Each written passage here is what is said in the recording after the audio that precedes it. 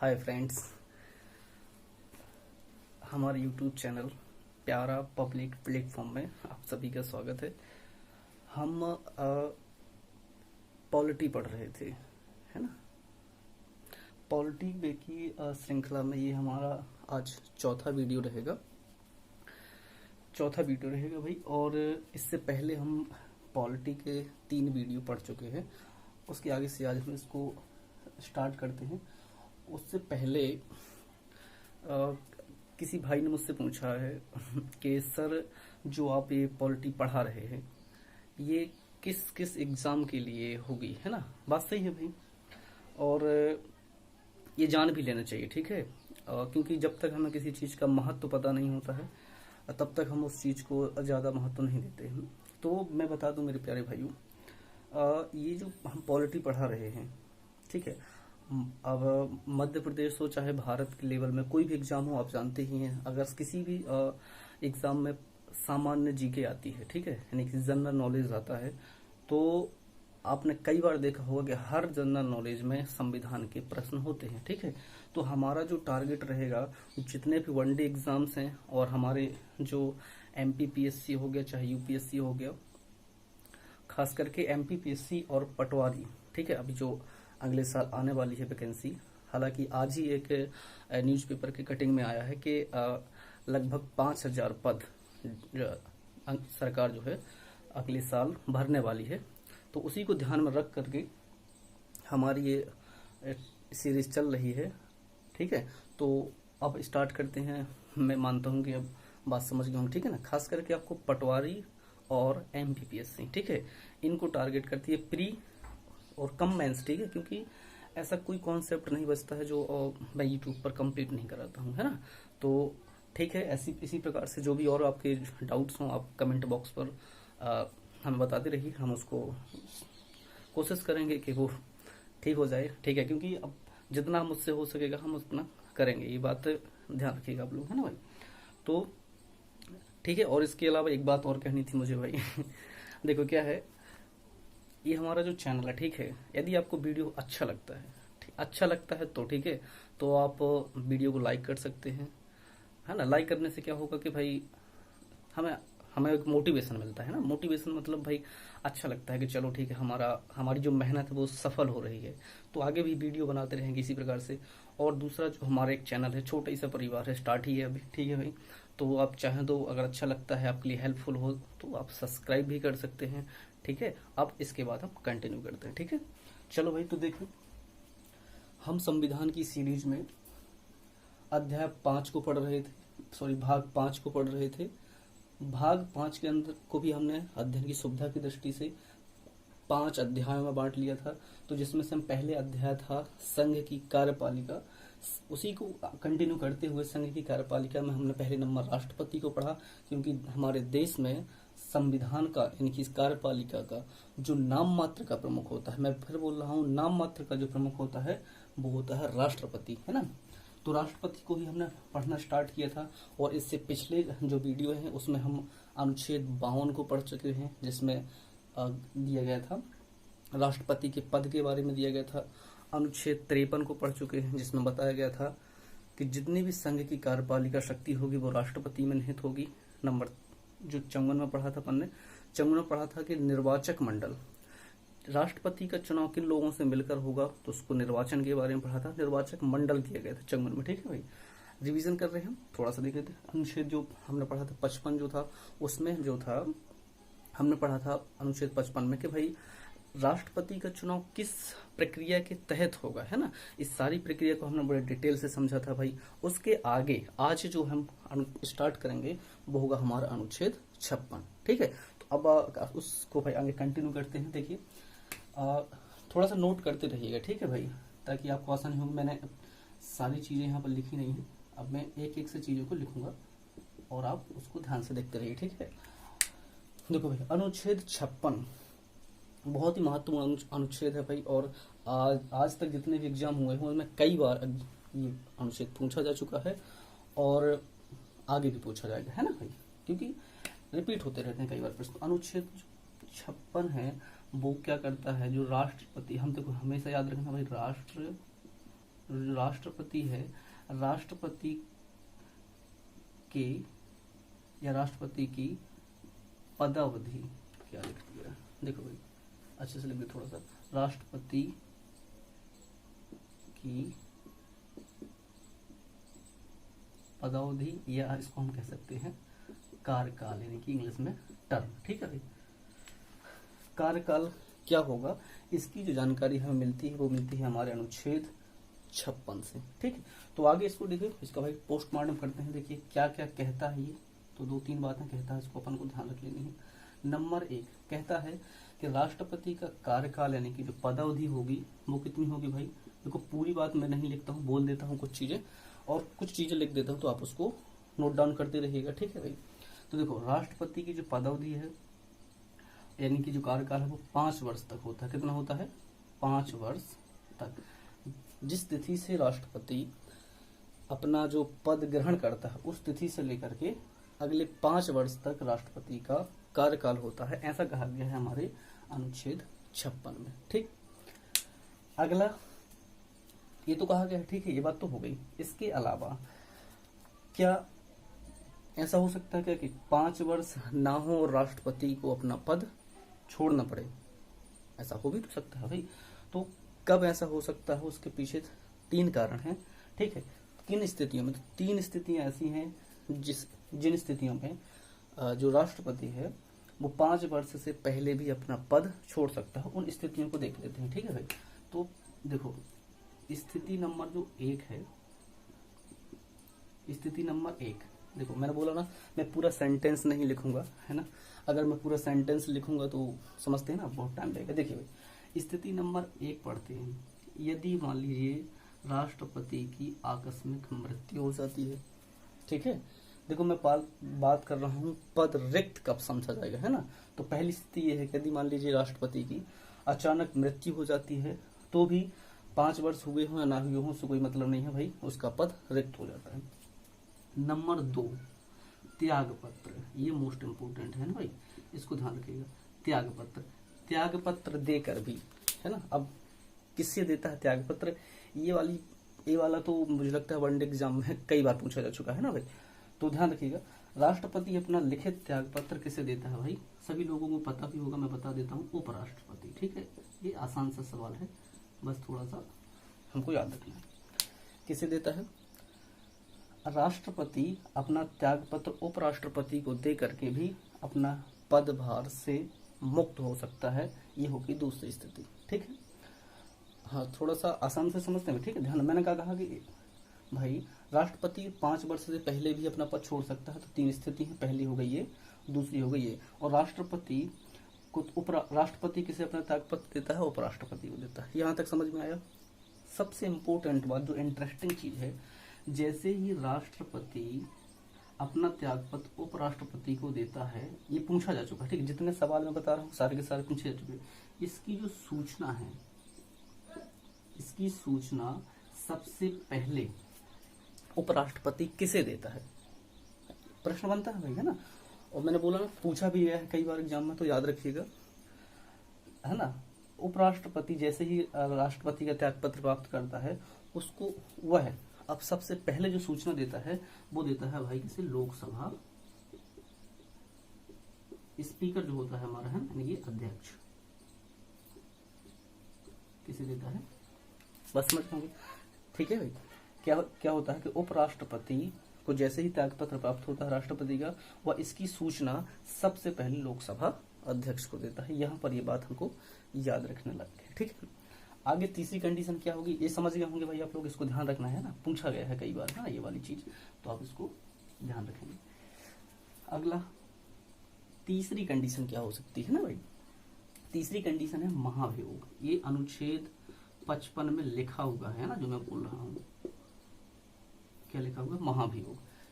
अब देखो मैंने बोला ना मैं शॉर्ट में लिखूंगा, देखो भाई महाभियोग लिखा हुआ है कि यदि राष्ट्रपति संविधान के उपबंधों का अतिक्रमण करता है ना, तो उसे पदावधि से पहले भी इस प्रक्रिया, महाभियोग की प्रक्रिया के द्वारा हटाया जा सकता है। ठीक है, अब यहाँ समझने वाली बात एक है, महत्वपूर्ण जो समझ लेना चाहिए। ये समझ गए होंगे, इसको मैं हटा देता हूँ। आप देखो भाई, लिखते चलिए, जो आपको अच्छा लगता है तो आप आराम से लिख सकते हैं, कोई दिक्कत वाली बात नहीं है। देखो मैं इसको समझाने के लिए जगह, क्योंकि थोड़ा सा बहुत छोटा है ना, तो चलो देखो। अब देखो यहाँ समझने वाली बात एक है, अब आप कहेंगे कि महाभियोग के बारे में तो अनुच्छेद 61 में दिया गया है, फिर 56 में कहाँ से आ गया? ठीक है, कोई बात नहीं, समझ लेते हैं। अनुच्छेद 61 और 56 में जो बात लिखी हुई है, दोनों में थोड़ा सा अंतर है। अंतर क्या है, देखो समझते हैं। राष्ट्रपति को महाभियोग की प्रक्रिया से हटाया जाएगा। क्या? राष्ट्रपति को महाभियोग की प्रक्रिया से हटाया जाएगा, ऐसा लिखा हुआ है अनुच्छेद 56 में। लेकिन महाभियोग की प्रक्रिया क्या होगी, इसका जो उल्लेख किया गया है वो कहाँ किया गया है? अनुच्छेद 61। ठीक है भाई, जो आर्टिकल 61 है उसमें ऐसा लिखा हुआ है। तो आप समझ गए दोनों में अंतर क्या है। ये बात विशेष रूप से ध्यान रखने वाली है, ठीक ना भाई, क्योंकि छोटी छोटी बातें ही देखो इससे आती हैं भाई, है ना। अब ज्यादा वो तो है नहीं कि कॉन्सेप्चुअल ज्यादा नहीं, बस थोड़ी सी सामान्य बातें, लेकिन जो याद रखनी है। क्या मैंने कहा कि महाभियोग की प्रक्रिया से हटाया जाएगा, ऐसा लिखा हुआ है अनुच्छेद 56 में। लेकिन महाभियोग की प्रक्रिया क्या होगी वो दिया गया है आर्टिकल 61 में, जिसको अपन बहुत डिटेल से पढ़ेंगे। मेरे हिसाब से ये वाली बात क्लियर होगी। आगे बढ़ते हैं, इसको हटा देता हूँ भाई। देखो भाई, इसको पढ़ लेने के बाद ये 3 स्थिति हो गई, है ना। बस यही जो बातें हैं आपको इस अनुच्छेद में याद रखनी है। इसके अलावा 2-3 बातें और हैं, मैं यहाँ पर नोट डाल के लिख देता हूँ, उसको आप लिख लीजिएगा, ठीक है। अब मान लीजिए इन तीनों स्थितियों में क्या हो गया, इन तीनों स्थिति में से कोई भी एक स्थिति लागू हो गई, ठीक है, तो भाई क्या होगा? राष्ट्रपति का पद तो रिक्त हो जाएगा। लेकिन अनुच्छेद 52 में जब मैंने पढ़ाया था तो बताया था कि राष्ट्रपति के पद के लिए शैल बी का प्रयोग किया गया है, अर्थात राष्ट्रपति के पद को कभी भी रिक्त नहीं रखा जा सकता है। तो ऐसी स्थिति में क्या होगा, क्योंकि तत्काल चुनाव करवाना तो पॉसिबल नहीं होगा। इसके लिए संविधान में प्रावधान किया गया है आर्टिकल 62। देखो भाई, इसको भी अपन जब वहां पहुंचेंगे तो भी पढ़ेंगे, लेकिन मैं थोड़ा सा भी आपको बता देता हूँ, हिंट दे देता हूँ। आर्टिकल 62 में लिखा हुआ है कि यदि राष्ट्रपति का पद, है ना, आकस्मिक रिक्ति हो जाती है तो उसके कर्तव्यों का जो वहन है, ठीक है ना भाई, क्या करेंगे, इसको हम बोलते हैं कार्यवाहक, ठीक है ना। कार्यवाहक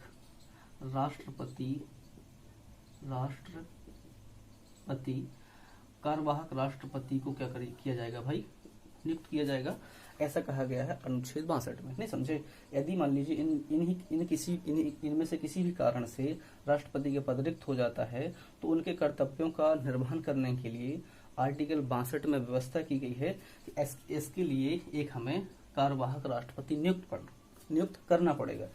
तो भाई कौन होगा कार्यवाहक राष्ट्रपति? तो पहले नंबर तो होता है हमारे देश का उपराष्ट्रपति, ठीक है भाई। कई बार एग्जाम में पूछा जाता है, ठीक है, कई बार क्या पूछा जाता है कि राष्ट्रपति के कर्तव्यों का निर्वहन यदि राष्ट्रपति के पद रिक्त हो जाता है तो कौन करता है भाई?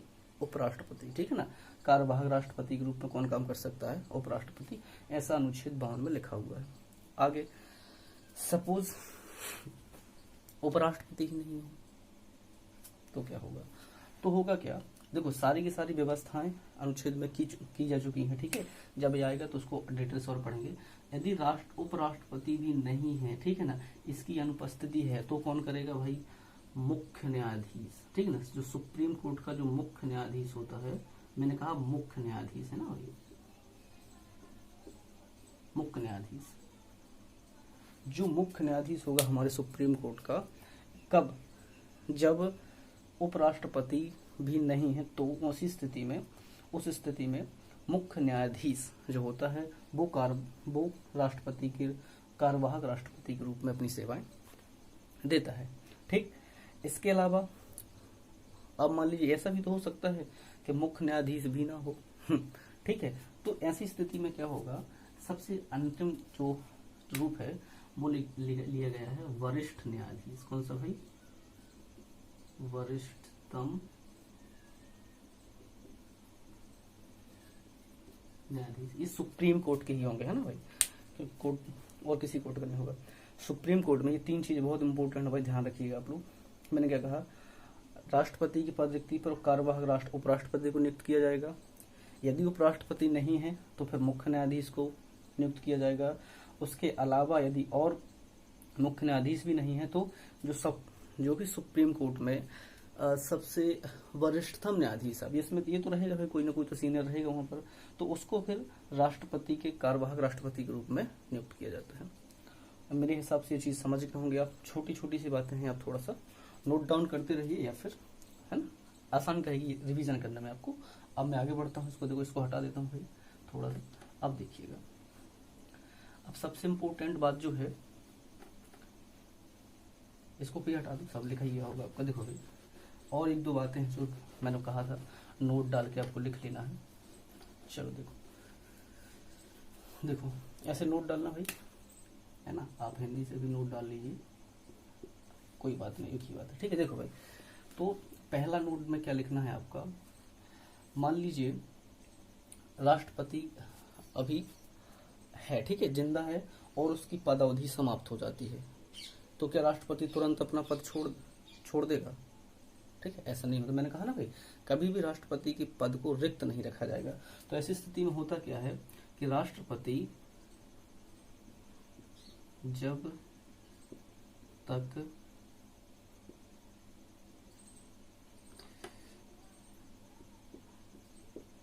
अपना पद, इसको तब कर देते हैं, तब तक अपना पद धारण करेगा जब तक उसका उत्तराधिकारी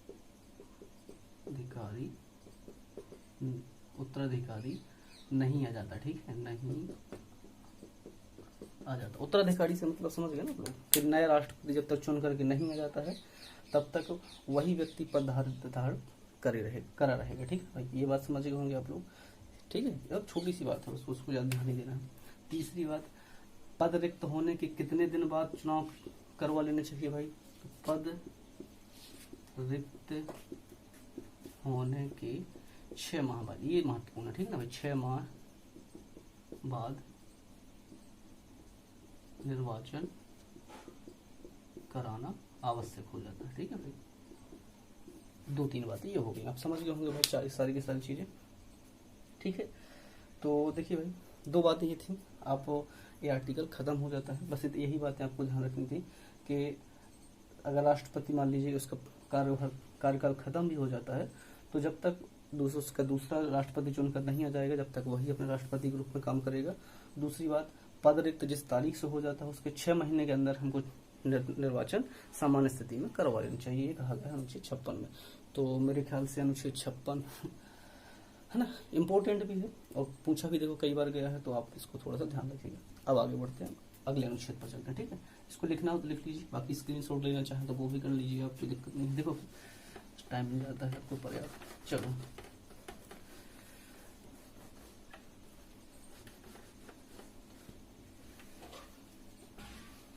अगला देखते हैं।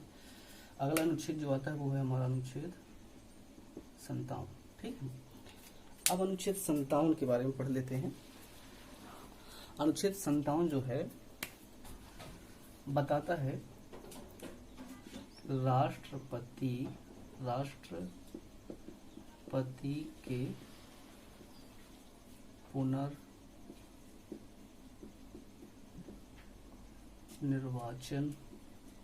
की पात्रता। इसका मतलब क्या होगा? इसका मतलब क्या होगा, देख लीजिए भाई। इसका मतलब है कि राष्ट्रपति, हमारे देश की बात कर रहे हैं, जो भारत में व्यवस्था है, राष्ट्रपति क्या, एक बार कोई व्यक्ति यदि राष्ट्रपति बन जाता है तो क्या वो व्यक्ति दोबारा राष्ट्रपति बन सकता है? ठीक है, तो ऐसा संविधान में लिखा हुआ है।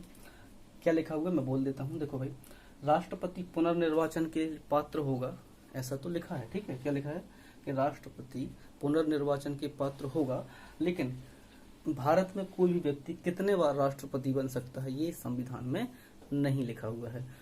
ये बहुत इंपॉर्टेंट बात है भाई, आपको ध्यान रखनी चाहिए। जो चीज क्या है कि राष्ट्रपति भारत में एक व्यक्ति कितने बार राष्ट्रपति बन सकता है, इसका कोई उल्लेख नहीं है। ठीक है भाई, दोबारा तो बन ही सकता है, आप चाहें तो कह सकते हैं अनंत बार बन सकता है। ठीक है भाई, कई बार बन सकता है, इसमें कोई बाध्यता नहीं।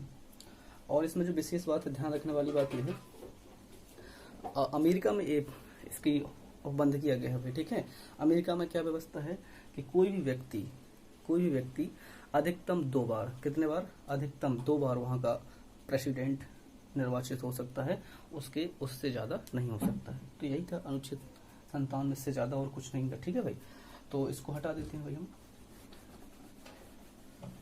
चलो अनुच्छेद 57 के बाद देख लेते हैं अनुच्छेद 58, जो आज का महत्वपूर्ण अनुच्छेद रहेगा। देखो भाई, अनुच्छेद 58 में क्या दिया गया है इसको समझते हैं। ठीक है, अनुच्छेद 58 में जो दिया गया है, देखो भाई, मैंने कहा ना क्या नाम से, इसको पहले लिख देता हूँ फिर बताता हूँ। देखो भाई, एक शब्द है अर्हताएं, और सरल करें तो योग्यता। ठीक है भाई, योग्यता यानी कि भाई देखो, हम इतने बड़े पद को पढ़ने जा रहे हैं तो ये भी तो जान लें कि उसके लिए योग्यता क्या होगी। हो सकता है कोई आप और हम में से कोई उसकी योग्यता रखता हो, है ना भाई। फनी, देख लीजिए। तो अर्हताएं या योग्यताएं क्या क्या, कौन कौन योग्यताएं व्यक्ति के अंदर होनी चाहिए जो राष्ट्रपति, जिसके द्वारा राष्ट्रपति बना जा सकता है। ठीक है, तो 3-4 योग्यता हैं, इसको आप ध्यान से देखिए। देखो ये तो कई बार मैंने बोला ना, जितने अनुच्छेद जो पढ़ रहे हैं हम, यही अनुच्छेद पूछा जाता है, तो यही सरल जो सामान्य अनुच्छेद है वही पूछे जाते हैं। इसका देख लीजिए, अनुच्छेद 58 में जो सबसे इम्पोर्टेंट बात है, 3-4 इसकी योग्यताएं हैं, है ना। अर्हताएं कौन कौन सी है, तो नंबर 1 सबसे पहला वही होगा भाई, क्या होगा, भारत का नागरिक हो, पहली कंडीशन है। तो ये तो है ना।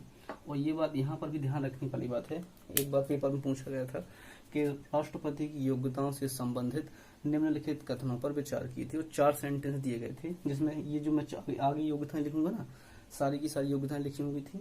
उसके अलावा 3 सही लिखी थी, ये वाली गलत लिखी थी। उसमें लिखा हुआ था राष्ट्रपति की योग्यता में ऑप्शन नंबर 1 पे, वह भारत का जन्मजात नागरिक होना चाहिए। नंबर 2, उसकी आयु 35 साल होनी चाहिए। नंबर 3, वह लोकसभा का सदस्य निर्वाचित होने की योग्यता रखता हो। नंबर 4, वह लाभ के पद पर ना हो, है ना भाई। ऐसे 4 ऑप्शन दिए गए थे, तो आपको समझना है गलत कौन सा है। गलत पहला वाला, जिसमें लिखा था वह भारत का जन्मजात नागरिक हो। ऐसा कोई जरूरी नहीं है, क्योंकि भारतीय संविधान में सिर्फ इतना लिखा हुआ है अनुच्छेद 58 में, वह भारत का नागरिक हो। अब भारत का नागरिक किस प्रकार से वो बना है, वो भाग 2 में दिए गए, सारी की सारी प्रक्रिया उनको वहां पढ़ेंगे, है ना। उससे कोई मतलब नहीं, बस वो भारत का नागरिक होना चाहिए। मेरे ख्याल से समझ गए होंगे आप। अगला ये भाई, उसकी जो आयु है 35 वर्ष पूरी कर चुका होगा। ठीक है, पूरी कर चुका हो।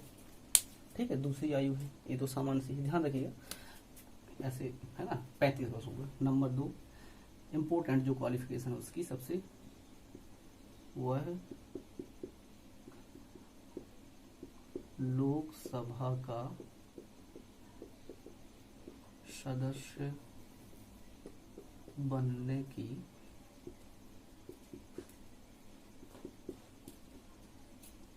योग्यता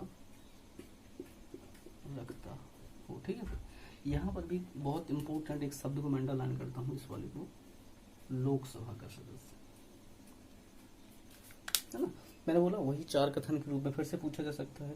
यहाँ पर लोकसभा का सदस्य की जगह पे क्या रख सकता है, राज्यसभा का सदस्य बनने की योग्यता, या फिर संसद का सदस्य बनने की योग्यता, कुछ भी लिख सकता है। तो आपको ध्यान रखना है, सिर्फ और सिर्फ राष्ट्रपति बनने के लिए जो तीसरी क्वालिफिकेशन है, उसके पास जो संसद ने लोकसभा का सदस्य बनने के लिए जो भी योग्यताएं बनाई होगी, उसको उसमें मतलब उसमें योग्य होना चाहिए, तभी कोई व्यक्ति राष्ट्रपति के लिए अप्लाई कर सकता है या फिर राष्ट्रपति बन सकता है। तो समझिए आप, लोकसभा का सदस्य, ये बात यहाँ पर याद रखना। ठीक है, अगला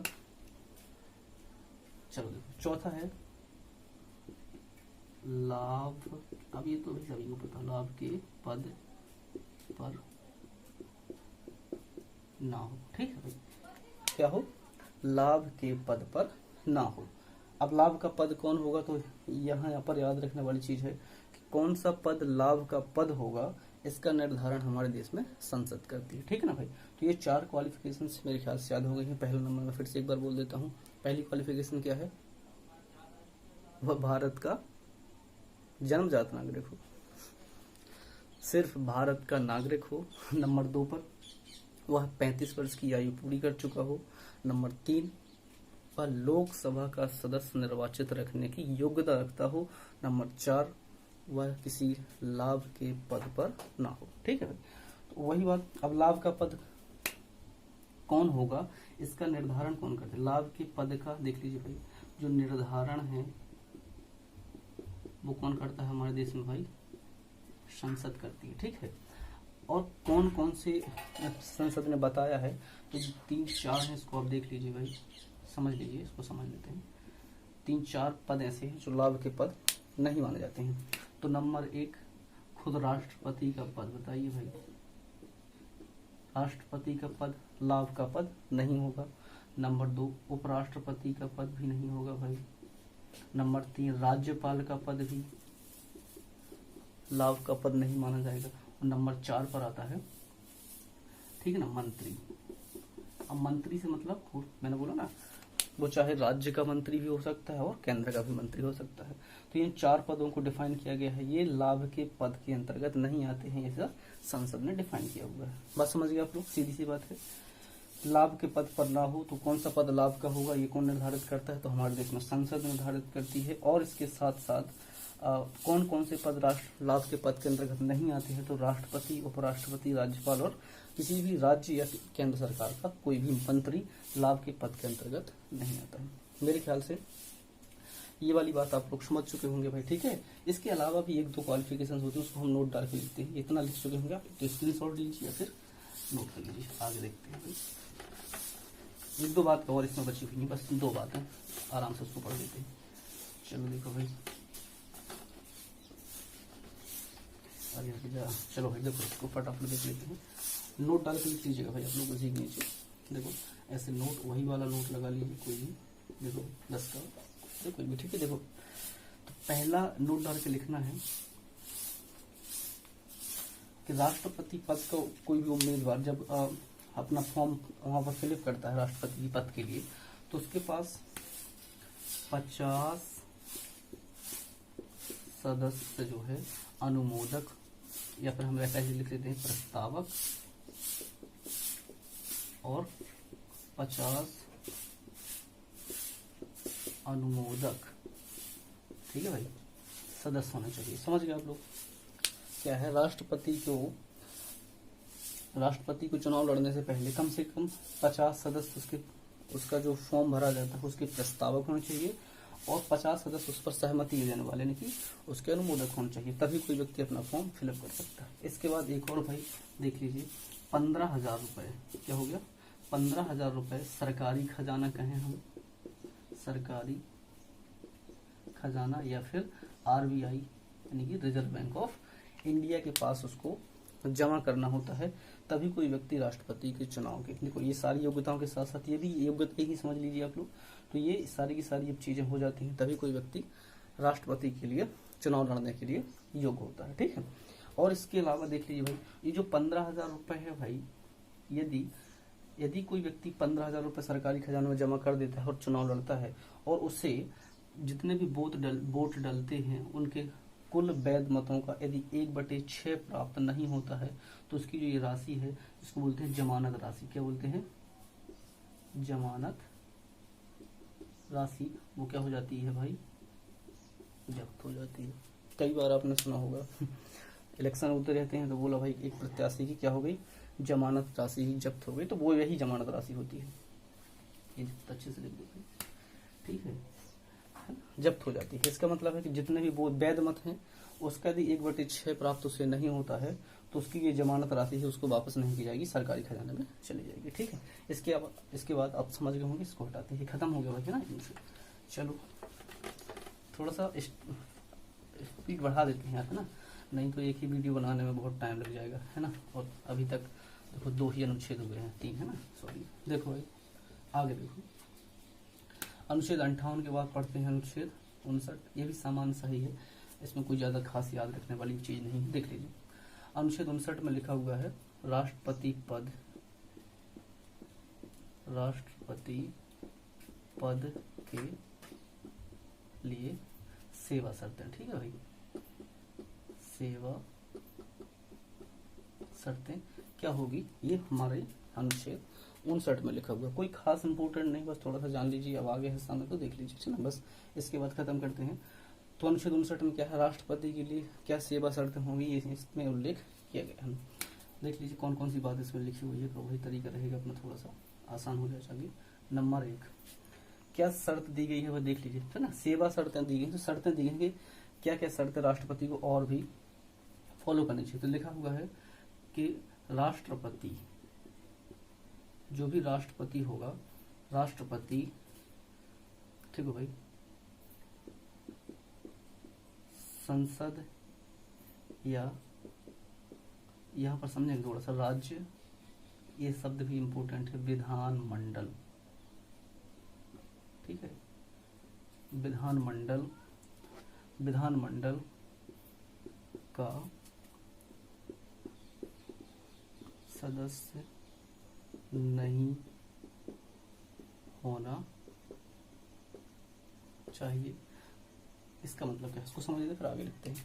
बस एक अनुच्छेद और पढ़ेंगे, इसके बाद वीडियो खत्म करेंगे, थोड़ा सा और धैर्य बना रखिए। देखो भाई क्या लिखा हुआ है सेवा शर्तों में, कि कोई भी व्यक्ति जो राष्ट्रपति बन चुका है तो उसको संसद, संसद से मतलब है लोकसभा और राज्यसभा में, या फिर राज्य की विधानमंडल का मतलब होता है, विधानमंडल का मतलब होता है जो राज्यों में होती है विधानसभा और विधान परिषद, ठीक है भाई। जैसे केंद्र स्तर पर संसद के 2 सदन होते हैं, उसी प्रकार से कुछ राज्यों में भी विधानसभा के अलावा एक दूसरा सदन होता है जिसको हम बोलते हैं विधान परिषद बोलते हैं। इसके बारे में भी अपन पढ़ेंगे आगे से, बस अभी इस शब्द को समझ लीजिए। इसका शब्द का मतलब है 2 चीजें, ठीक है। कौन कौन, एक तो विधानसभा,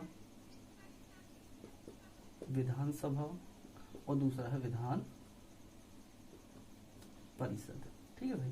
तो ये लोग समझ, मैं बोल देता हूँ, अगर समझ में नहीं आता तो देख लीजिए। विधानमंडल का मतलब है विधानसभा और विधान परिषद। जैसा कि आप लोग जानते हैं कि मैंने बोला ना, जैसे केंद्रीय स्तर पर 2 सदन होते हैं, उसी प्रकार आज की डेट में अपने यहाँ पर 6 राज्य ऐसे हैं जहाँ पर विधानमंडल थी, ठीक है ना भाई। तो देख लीजिए, विधानमंडल का मतलब विधानसभा और विधान परिषद दोनों सदन वहां पर मौजूद थे, ठीक है। तो इनमें से चाहे इसका हो, चाहे इसका हो, चाहे इसका हो, यदि राष्ट्रपति कोई व्यक्ति चुनना चाहता है तो इसका उसे सदस्य नहीं होना चाहिए। अब मान लीजिए इसमें से यदि कोई व्यक्ति इसका सदस्य था और चुनाव लड़ जाता है तो क्या होगा, जिस तारीख से यदि कोई व्यक्ति चुनाव जीत जाता है, कोई व्यक्ति राष्ट्रपति बन जाता है और वो यहाँ से किसी का भी सदस्य रहा हो, तो उसकी यहाँ से सदस्यता समाप्त मानी जाती है। ये सामान्य सी बात है, आप ध्यान रखेंगे, ठीक ना भाई। मैंने क्या कहा, यदि कोई ऐसा व्यक्ति जो इनमें से किसी का भी सदस्य है